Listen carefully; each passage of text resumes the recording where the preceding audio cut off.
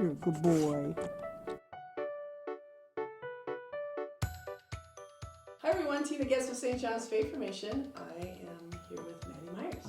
Hi Maddi. Hi. But we're at your house, and as some of you may remember reading, Maddi's going to help initiate the Endow Small Groups. And before we start talking about Endow, I thought it'd be nice if she could tell us a little bit about herself. She's new to St. John's and she's new to the Catholic faith, so I thought it'd be nice to hear a little bit about her backstory. So. Hi, yeah. I am Maddi Myers. I grew up in Wisconsin and have since married my husband Gary, and we have 2 kids and we go to St. John's. And we have a dog, Whiskey, who's wagging the tail in the background. Whiskey, come here. I need to have a Whiskey. Okay, yes.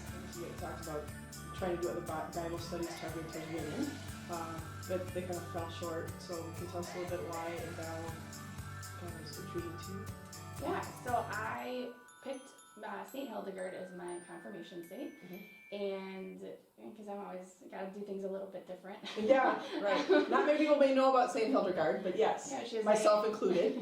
11th century mystic saint, and yeah, she's really interesting, but there's not a lot of information from Catholic sources about her and who she is, and maybe I didn't dig into the Vatican archives enough, Right. but through my Googling, I was able to find Endow, and they had done a study called Hildegard von Bingen, Doctors of the Church, and it was obvious that they went really deep into church history, church doctrine, and used all those base layer, also biblical, and those base layer things about like what it means to be Catholic and to really dig in. So it was striking your intellect, something that a lot of Bible studies targeted towards women don't generally do, and you just want to eat that up. Yeah, Right? and granted, I haven't been to a Catholic women's Bible study Right. or anything Right. like that, but a lot of the Protestant ones that I had tried to join, they were very superficial, not a lot of challenge. Like, I think one of the reasons that I like to have conversations about religion and Catholicism, faith, is because I want to learn how to do better, how to be better, how to grow in my faith. And so when they do a lot of stuff where they challenge you to grow. Awesome, great. So the first one you're gonna do is Pope John Paul II's letter to women. So why that one? Why do you want to start with that one? It's their most popular. Okay. And I think there's a lot of confusion about what it means to be a woman in 2021. Let's talk a little bit about that. So so what stood out to you from this letter? What does it mean to be a woman? And how does the Catholic Church feel towards women? Yeah. I think a lot of people that maybe have preconceived notions or aren't in the Catholic faith or in faith at all might think that women are lesser within the faith. And so part of this letter is just saying basically that that's not true, that women are an image of God and that they have their own things to bring. You mentioned the being different parts of the body, that everybody can't be a foot, everybody can't be the head, and you need all the parts. And so women are part of that body, and so what we bring as a image bearer of God is bringing what is needed, and it's needed. And the role of women, to define the role of women, isn't to keep us in a box or keep us from doing things or to put something around us to keep us in a certain spot. It's to show us who we are so that we can grow, find our gifts, and to go out into the world and use those and then understanding God's will for us and And I read this letter from Pope John Paul to women. I was blown away. I've read other things from him, his theology of the body, and when I read that I was like, wow, is this coming from a pope? And too, with this letter he talks about how women through history have they've made major contributions, but they haven't received credit for them. or women even today, it's constantly happening that we're seen, our worth is seen more in our appearance than our intellect. And it's like, wow, he understands it, he gets it. So I think women, I encourage them all to read this letter because it, like you said, you might come in with some preconceived notions of what he's going to say, and you're going to be blown away.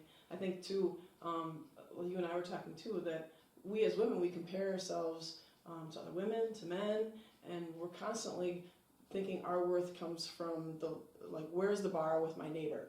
I have a unique situation, married to a dairy farmer, and once in a while I will go down that path. Well, how come I don't have a husband that works 9 to 5, right? Or we look at, well, they have a nicer car, they have it all together, and we compare ourselves, and the problem comes is that God has made us to be who we are with our unique gifts in the situations that we're in for a reason, right? And we have to be honest with these emotions that we're feeling, right? And bringing it to prayer. And then from there, saying, what do you think? What do you think, Jesus? Well, what I'm feeling, or what am I jealous about, or what am I angry about, or what do I think is missing in my life that I'm not like so and so, or I'm not like, whatever it is. And then asking, letting him heal us. And what does he have to say about that? Because what he's going to do is he's going to reveal to us that we do have unique gifts, and he wants us to use them. I think we're incentivized or pressured to put away kind of the more feminine qualities, or we think they're not as important. Well, or that it's almost a bad word. Right. Or even masculinity is too a bad word. It seems like if you're a man, right? Right. But if I'm a woman who's masculine, maybe that's okay, right? In today's, right? Yeah, and I think you're neglecting it. Right. A large part of who we are, but what I've seen so far from getting into the study a little bit is that they're not bad things, like being really super caring for others, nurturing, that those are emotional, that's always very much. Right. Being emotional, that maybe those are things to embrace in a certain way, and to look at how you're embodying those things and not pushing them away as things that you don't want it to be. I think one of the things I've struggled with a lot is, I was a science major, really, scientific, really, looking at the physical world, and there have been times where I didn't want to be super feminine and weak, I guess. Weak is one of that those things are weakness. But not like raising my kids, I bring those things to the relationship, that my husband brings certain things and I bring certain things, and if I don't embody those, or if I don't embrace those parts of me, then my kids are missing out. Right. And kids, so, huge. Yeah, even though it's not telling us who to be, defining women is not telling us who to be, but at the same time it's telling us what things that we might have that we can work on and that are our gifts, in a way that's fuller and makes our families better. Yeah, work on our own house, not someone else's house, our house. And that's what's really going to make us happy. So you're going to do Endow. Some women might feel like, oh my gosh, I feel like I have to come to Endow with a friend, but they might be a little nervous about coming by themselves, but you're a pretty nice person. I am, and I'm new. Yeah, and you're new, right? So you don't know anybody. So this would be good for you too. So if you feel that way, you can hang on to Maddi, right? Yeah, I'll be right. Yeah, you'll be good. So look into Endow. Contact me if you're interested in being part of the group. Great. Thanks, Maddi. Thank you. Thanks for letting me come out to your house and sign up for Endow. Okay, that was awesome. Yeah, everything went well. Once we got into it. Yeah, and it's good. I like that how he bring it here.